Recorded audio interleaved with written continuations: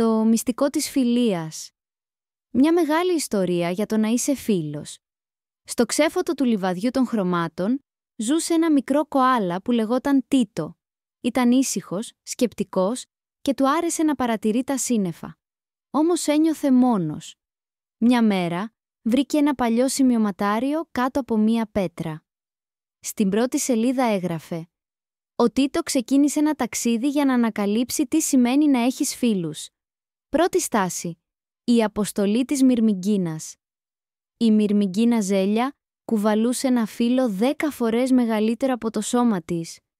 «Θες βοήθεια?» ρώτησε ο Τίτο. «Αν μοιραστείς το βάρος μου, θα γίνεις μέρος της αποστολής μου.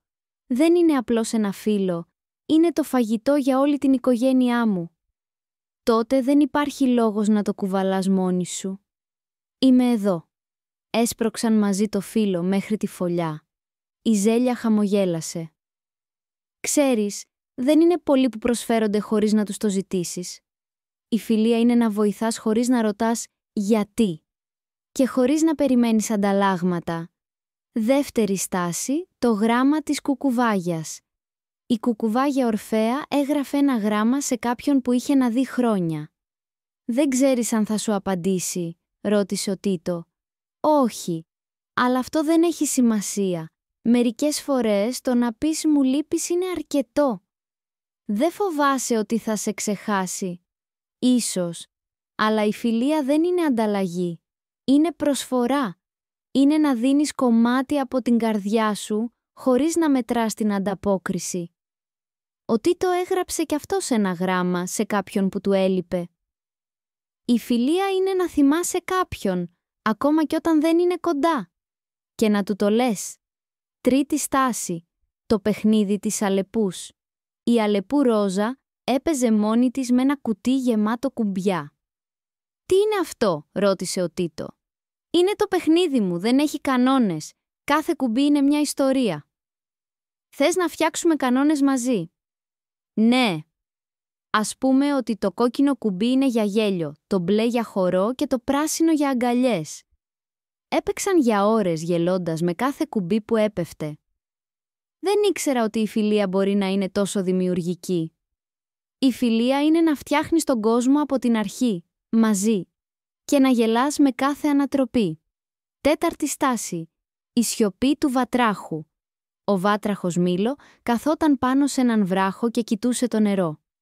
«Τι σκέφτεσαι?» ρώτησε ο Τίτο. «Σκέφτομαι πόσα πράγματα λέει το νερό χωρίς να μιλάει. Εγώ συνήθως μιλάω πολύ όταν νιώθω άβολα.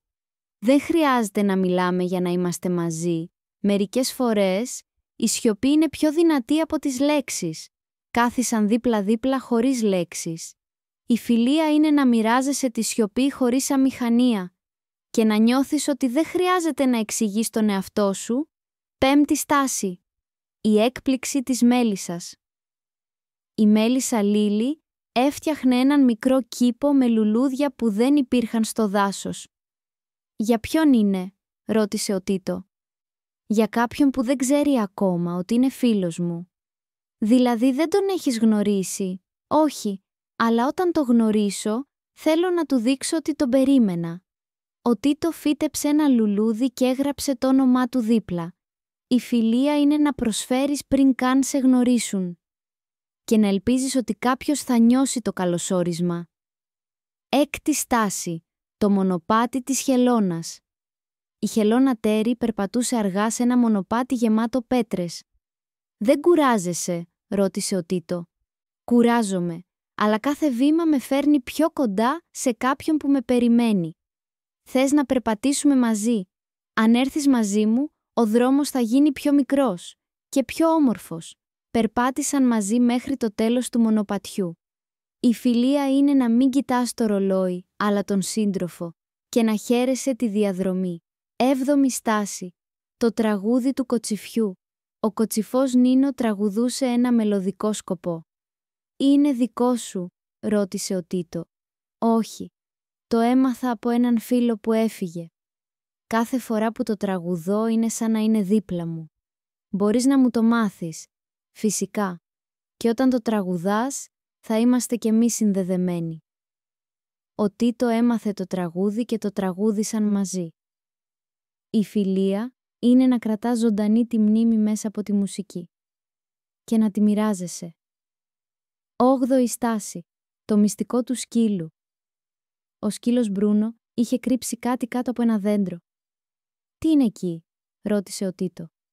«Ένα δώρο που δεν τόλμησα να δώσω. Φοβήθηκα μήπως δεν το δεχτεί. Θες να το δώσουμε μαζί? Αν είσαι δίπλα μου θα τολμήσω». Ο Τίτο τον βοήθησε να το ξεθάψει και να το προσφέρει. Η φιλία είναι να δίνεις θάρρος σε κάποιον να δείξει την καρδιά του και να στέκεσαι δίπλα του όταν το κάνει, ένατη στάση, το φως του ξέφωτου. Ο Τίτο γύρισε στο λιβάδι των χρωμάτων. Δεν ήταν πια μόνος.